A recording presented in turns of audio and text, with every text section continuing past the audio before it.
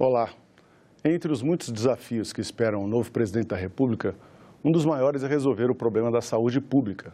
Aliás, resolver é uma palavra meio forte, porque não se espera que um problema que se arrasta há décadas seja resolvido no curto tempo de um mandato, 4 anos. O Sistema Único de Saúde, o SUS, padece de vários males. A carência de melhor financiamento e a falta de um gerenciamento mais eficiente são os mais agudos. Em que situação o novo governo vai encontrar o orçamento destinado à saúde pública no Brasil? Que medidas podem ser tomadas para uma recuperação mais rápida na saúde desse paciente, o SUS? É o que vamos conversar com Fábio de Barros Correia Gomes, médico e mestre em Política Social e Saúde Pública, e Graziela Davi, especialista em orçamento e mestre em Políticas Públicas. Obrigado aos dois pela presença. Olá. Bom, a gente podia começar perguntando para você, Graziela, fazer um breve histórico para a gente de... o surgimento do SUS vem com a Constituição de 1988, né? Então, portanto, ele tem 30 anos. E quais foram os mecanismos que foram estabelecidos na época para se financiar esse sistema que se imaginava que fosse público, gratuito e universal como ele é hoje? Boa tarde. Esse histórico do financiamento da saúde, ele é um processo, né? Quando iniciou ali na Constituição, na parte das cláusulas transitórias, tinha uma previsão de que 30% do orçamento público deveria ir para a saúde e que isso ia ser colocado na Lei de Diretrizes Orçamentárias. De fato, isso no primeiro ano ocorreu, mas nos anos seguintes não ocorreu e foi necessário, então, que tivesse uma lei mais... específica? Não apenas específica, mas perene com relação ao financiamento da saúde. Isso demorou 12 anos, né? Foi uma luta constante dos movimentos, entidades da reforma sanitária. Só em 2000, com a emenda constitucional 99, que a gente foi ter uma regulamentação do financiamento da saúde.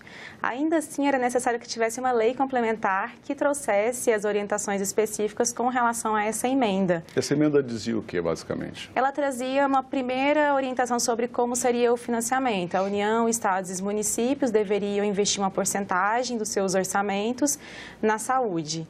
No caso dos municípios, seria de 15% e dos estados, 12%. Mas a União ainda não tinha uma previsão específica de quanto seria destinado.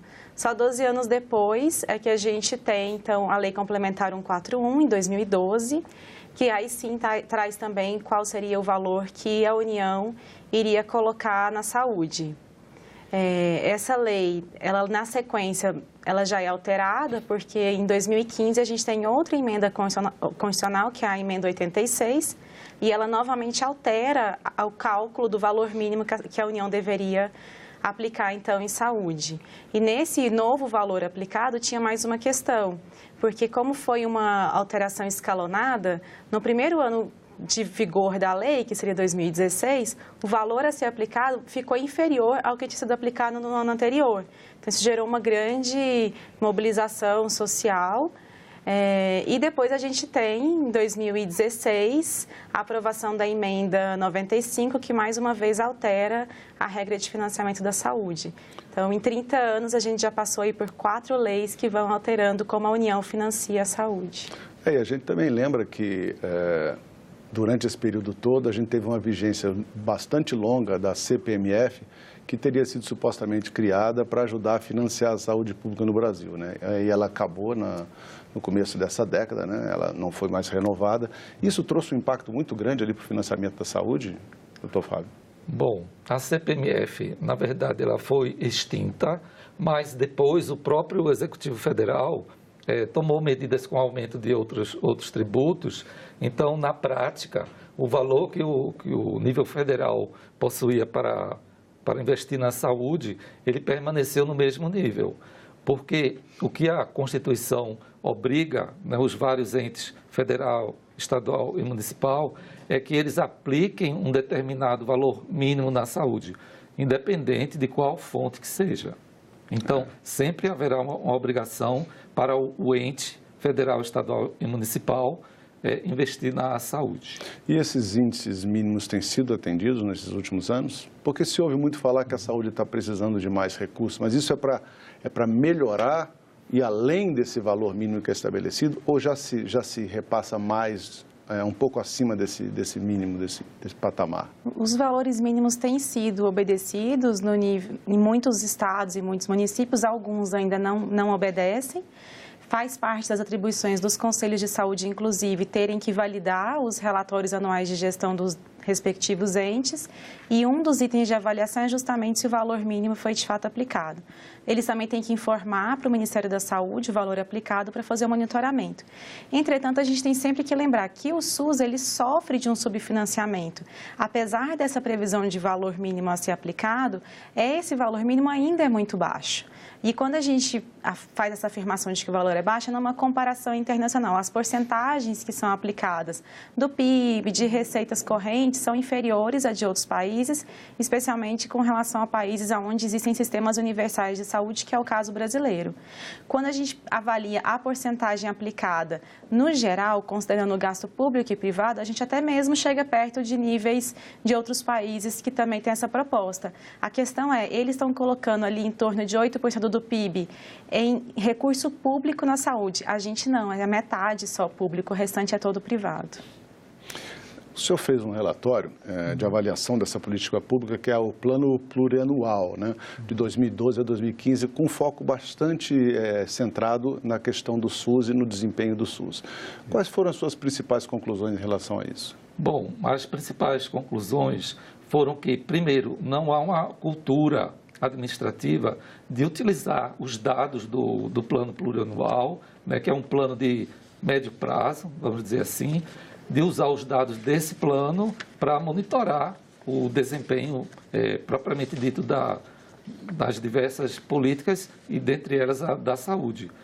É claro que são realizados relatórios sobre o desempenho do PPA, mas o que eu falo é em relação ao uso da informação que está lá nos relatórios para efetivamente verificar aonde nós estamos chegando com o SUS. Que metas foram alcançadas, que metas não foram alcançadas. Então, o que eu observei é que existem dados muito interessantes no PPA e no que se refere à saúde também, mas que esses dados poderiam estar sendo usados para monitorar, por exemplo, indicadores gerais que estão lá presentes. Eu cito o caso da sífilis congênita, que é um indicador geral que está presente no PPA, e a sífilis congênita, nós observamos uma elevação muito grande dos casos, quadruplicou, né, no período observado, 2010 a 2015, e só esse indicador está demonstrando que está ocorrendo alguma falha, tanto no pré-natal, porque a sífilis não foi detectada na gestação, quanto depois ao nascimento, porque a criança veio a ter uma sífilis congênita. Quando o tratamento com a penicilina é muito simples, muito barato, ele poderia ter evitado a sífilis congênita. Então, é só um exemplo. Uhum. Se eu puder fazer um comentário sobre isso, claro. Que é uma questão extremamente grave, é um tratamento barato e bastante resolutivo que poderia ser evitado. Mas esse caso específico que a gente está vivendo, na verdade, é uma crise de desabastecimento da penicilina no país. Isso é importante ser falado porque isso traz a questão de acesso a medicamentos, que é um item muito importante do direito à saúde. A questão das patentes de medicamento ela é muito séria. Quando a gente tem perda de patente, que é o caso da penicilina, que é um medicamento muito barato, ocorre perda de interesse privado em produção. E como o Brasil parou de investir muito na questão de laboratórios públicos, a gente também não está produzindo a penicilina. Qual é a situação? Não é um problema só no Brasil, no mundo inteiro existe uma falta de penicilina.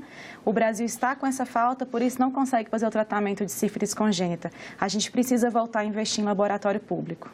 Essa é uma das questões que o senhor aborda com muita propriedade, é que assim, é importante na formulação de qualquer política pública que você tenha dados confiáveis para você poder analisar, né?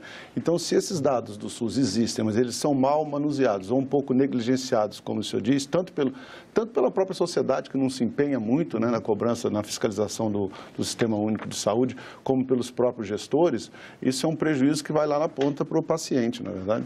Isso, então, esses dados que nós temos muitos bons sistemas de informação na saúde, eles poderiam ser melhor utilizados, por exemplo, num próximo governo, né, que está aí, nós estamos aí nas eleições, poderiam utilizar essas informações para melhor planejar as ações do SUS, Por exemplo, nós não temos metas de longo prazo para o SUS.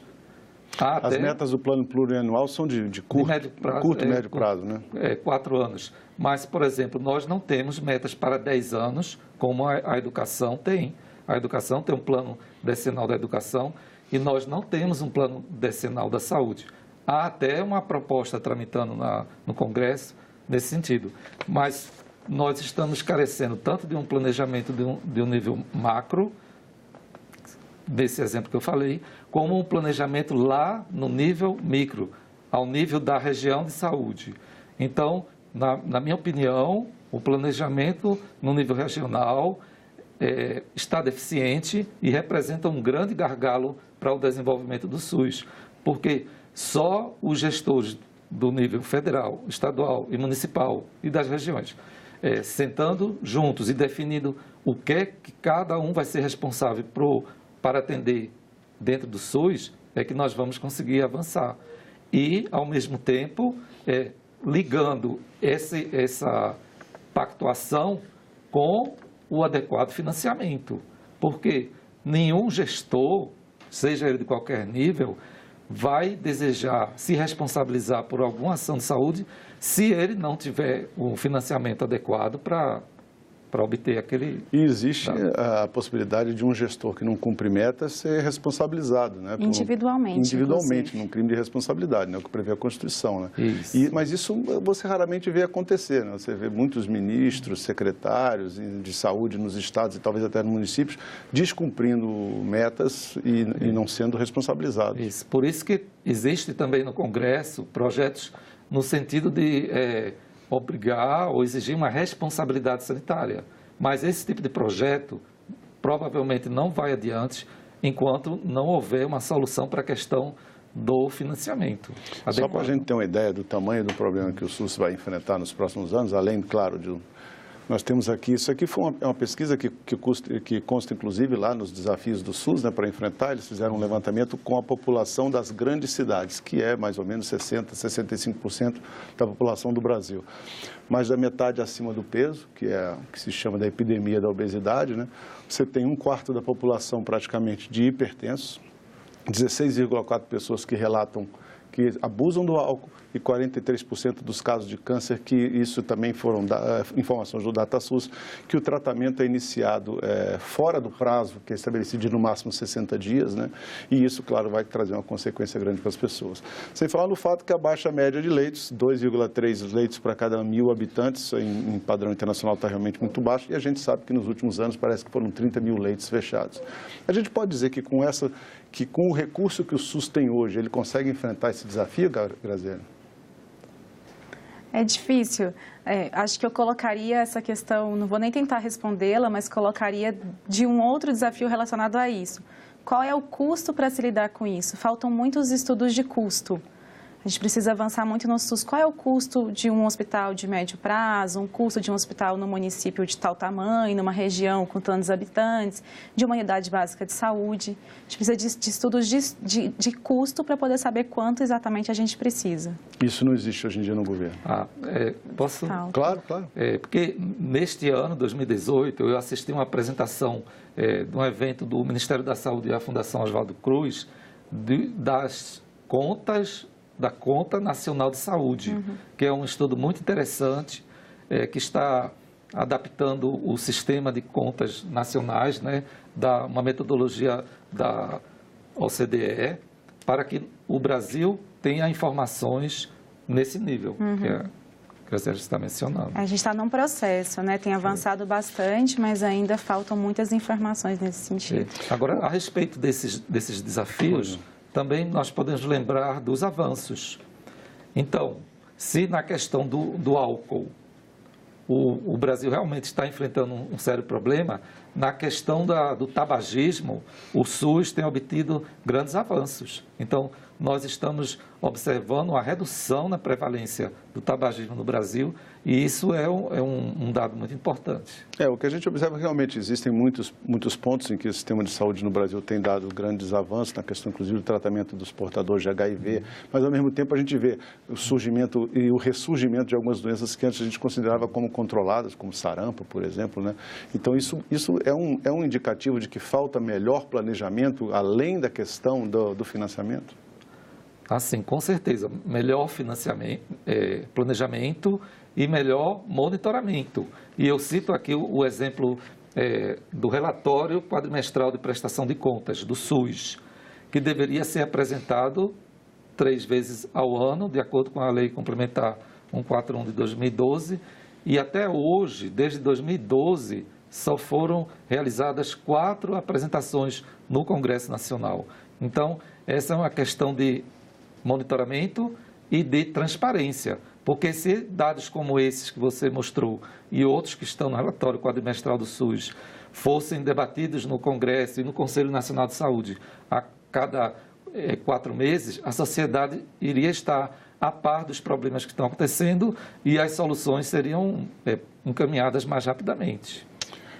Você comenta muito, das coisas que você fala muito, da questão dos restos a pagar do SUS, né? A gente tem até uma tabela aqui que a gente mostra o que seriam os restos a pagar, né? Você podia explicar para a gente enquanto a gente mostra os números? Que houve realmente um salto lá. Em 2003 eram 14,4 milhões de reais que tinham ficado como restos a pagar. E hoje a gente já tem quase 21 bilhões aí, que é um dinheiro que o SUS deveria ter recebido e não recebeu? Eu vou chamar a primeira atenção de 2017. Observem o volume de restos a pagar inscritos em 2017. São apenas um ano, né? Em apenas um ano, né? São 14 bilhões inscritos em resto a pagar em apenas um ano.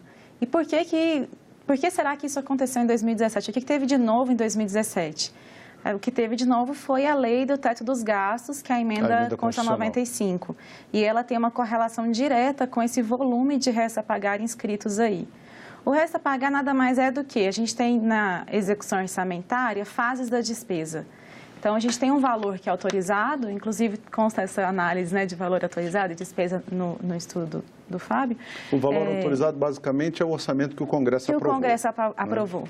E aí, depois que você tem esse valor autorizado, você tem a despesa empenhada, depois você tem a despesa liquidada e depois você tem a despesa paga e você tem os restos a pagar. Então, entre o que o governo faz o empenho no ano e o que ele de fato paga, essa diferença que fica como o resto a pagar do governo. Em algum momento, em algum ano, não necessariamente no ano seguinte, ele vai ter que pagar esse valor. Então, essa diferença entre o empenhado e o pago, eu costumo brincar que é o cheque voador. Apesar que a geração atual, mais recente, não sabe o que é cheque, não vão entender a brincadeira. Não vão entender a metáfora. Enfim, é deixar no cartão de crédito e ficar lá no crédito rotativo, talvez. É uma coisa que a gente faz uma promessa de pagamento, mas não paga de fato, diz que vai pagar algum dia no futuro. Agora, eles estão devendo esse dinheiro para fornecedores? Não, isso é só dinheiro que realmente acabou não sendo investido? Eles podem estar devendo também para algum fornecedor. Vamos supor que tem uma unidade que tem uma gestão terceirizada, um hospital com uma gestão terceirizada, que deveria talvez receber e não recebeu. É mais raro, porque normalmente é via contrato e os contratos costumam ser honrados com maior frequência. Mas pode ter algumas que é fornecedor de equipamento, que talvez também não receberam. Ou pode ser do próprio serviço mesmo que deveria estar recebendo, da unidade, e não recebeu. A grande complicação é que o valor do cálculo mínimo aplicado em saúde é baseado na despesa empenhada. Só que o dinheiro que de fato chega para o serviço de saúde é a despesa paga, é o dinheiro mesmo que chega lá na ponta. Então, supostamente, daqueles limites mínimos estabelecidos, o pessoal fala, não, estamos atendendo, mas na verdade esse 20,9 aqui foi considerado como gasto, mas não foi gasto. No caso, em 2017, os 14, por exemplo, foi considerado como valor mínimo aplicado, não foi de fato, e está aí com a promessa de um dia ser pago, e não foi aplicado e foi calculado como valor mínimo. Então, na realidade, nós não aplicamos o mínimo mesmo no ano, porque ficou acumulado como resta a pagar. Bom, em relação àquele estudo que você mencionou, né, do PPA, eu levantei um dado do Ministério do Planejamento, que pelo menos no período de 2010 a 2015, foram deixados de ser executados 40 bilhões. 40 bilhões, é mais do que está aparecendo aqui então. Mas é um Porque período de mais anos, né? De mais anos, né? 2010 a 2015. E a maior parte desse recurso estava relacionado a investimento, a despesa de capital. Porque na saúde pública também se discute muito a questão da tabela do SUS. Né? O que é a tabela do SUS para o espectador entender? Né? Basicamente são serviços que o SUS presta através de hospitais conveniados, né? E que o governo remunera, como por exemplo as Santas Casas. Né? E sempre há uma reclamação muito grande de que essa tabela do SUS está muito defasada, que o custo é muito baixo, que se paga R$50 para o cara fazer uma operação mais de média complexidade e tal. Se imaginando que o futuro governo resolva se debruçar sobre essa questão da tabela do SUS e resolva atualizar essa tabela do SUS, então você vai ter que aumentar assim, exponencialmente o valor que está sendo repassado atualmente para o sistema, não é verdade? Bom, a tabela do SUS, sempre é bom fazer uma revisão, mas há também aquela questão que já foi levantada, que é de saber qual o custo das ações do SUS. Então, é preciso ter esse conhecimento mais aprofundado, porque algumas instituições são remuneradas pelo SUS não apenas com base na tabela, mas elas recebem outros benefícios, como, por exemplo, benefícios fiscais, né? Sim. E, por exemplo, um estudo... As Santas Casas mesmo são instituições filantrópicas, né? do IPEA mostrou que, para um ano recente, haveria uma renúncia fiscal de em torno de uns 10 bilhões. Só nessa área? Nessa área das Santas Casas. E a renúncia fiscal total na saúde seria em torno de 30 bilhões. Então, é um volume considerável. Então, toda essa questão de custo precisa ser bem estudada. E outra coisa é que vários países não trabalham mais nessa lógica de tabela por procedimentos, trabalham muito mais numa lógica integrada de atendimento completo ao paciente. E a gente já vê isso em algumas áreas da saúde, por exemplo, na área oncológica, o valor repassado para os serviços não é por procedimento, mas sim dentro de uma lógica, um paciente com leucemia do tipo leucemia linfóide aguda, o custo de tratamento estimado é tanto e faz esse repasse nesse sentido. Então, a tendência é que se vá mudando a forma de financiar a saúde para esse modelo, porque o modelo de tabela já está um pouco mais defasado. Bom, o orçamento do SUS esse ano, se não me falha a memória, foi de 130 bilhões de reais. Né? A gente não sabe quanto que vai ficar de restos a pagar esse ano. O ano passado foi 14,3%, que no orçamento desse ano seria mais de 10%. Né? 130 bilhões de reais realmente não são suficientes. Que sugestões vocês dariam ao novo governo para buscar fontes de financiamento novos para a saúde pública brasileira e melhorar essa situação? Professor Fábio. Lembrando que esses 130 bilhões são do nível federal. Só do federal, sim. O nível estadual e municipal, eles entram praticamente com a outra metade, sim. Mas a questão para um novo governo é uma questão de prioridade, não é? Então, o novo governo deve discutir com a sociedade quais são as ações prioritárias em termos de política pública. Educação, claro, não podemos esquecer das outras políticas públicas. Educação, segurança, saúde.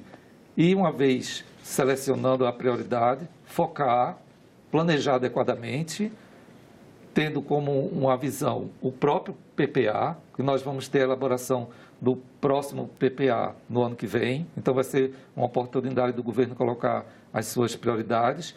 E, se possível, na saúde, também avançar para um planejamento mais de longo prazo, como um plano decenal da saúde, e como eu já havia mencionado, a questão regional micro, um planejamento micro, poderia avançar a questão da pactuação regional. E lembrando que já existe até um decreto 7508 de 2011, que criou um contrato organizativo da ação pública de saúde, justamente para os gestores fazerem essas pactuações. Mas, infelizmente, esse regulamento não foi adiante e poderia ser retomado em benefício do SUS. Você, Graziela, o que é que você sugeriria como medida? Se fosse você com a caneta na mão. Nesse caso, o financiamento da saúde necessariamente tem que ser olhado no conjunto do orçamento público e a primeira medida seria revogar a EC 95. Ela cria uma barreira e um limite para o financiamento, como a gente está vendo com a questão do resto a pagar aí, muito severa, não só para a saúde, como para as demais políticas. E revogando, o que a gente faria? Porque também tem que ter responsabilidade fiscal, além da responsabilidade sanitária com os direitos. Algumas questões. Uma seria uma reforma tributária progressiva, que permitiria não só promover uma justiça fiscal, uma justiça social, redistribuindo a carga, mas também, talvez, melhorando a arrecadação. Com esse valor de melhor montante arrecadado, dava para direcionar para ser uma das fontes de financiamento da saúde e de outras políticas e passaria a investir mais, porque o nosso investimento está muito baixo, em investimentos sociais. Por exemplo, saneamento básico. Saneamento básico emprega muita gente, melhora a economia, gera mais receita, consegue investir mais. Saúde, né? E investir no saneamento, você vai diminuir muito o custo com saúde. Queria agradecer muito a presença dos dois, Fábio e Graziele, pelo programa. Muito obrigada. Obrigado a vocês. Bom, para que você possa rever ou compartilhar o link dessa entrevista, acesse o nosso site, senado.leg.br/tv. Outra opção é procurar pelo nosso canal no YouTube, youtube.com/tvsenado. Se você quiser deixar comentários, críticas ou sugestões, ligue de graça para o telefone 0800 61 2211. Obrigado pela audiência e até o próximo Cidadania.